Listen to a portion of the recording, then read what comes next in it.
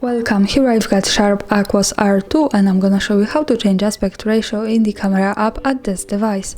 So let's start by tapping on the camera button to open it, and for now we are in the standard photo mode. From here let's go to the right corner. By tapping on this button we can open the advanced camera settings.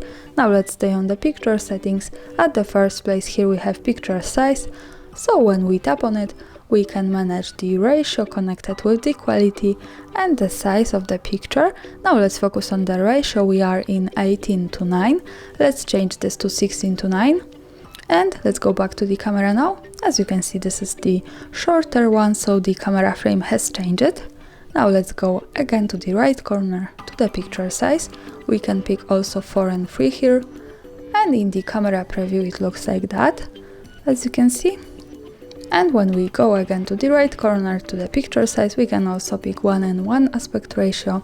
So in the camera preview we can see that this is the square one. And of course by tapping again to the right corner to the picture size, we can easily go back to 18:9 to remind you this is how it looks like. And this is how to change this. Thanks for watching, subscribe our channel and leave the thumbs up.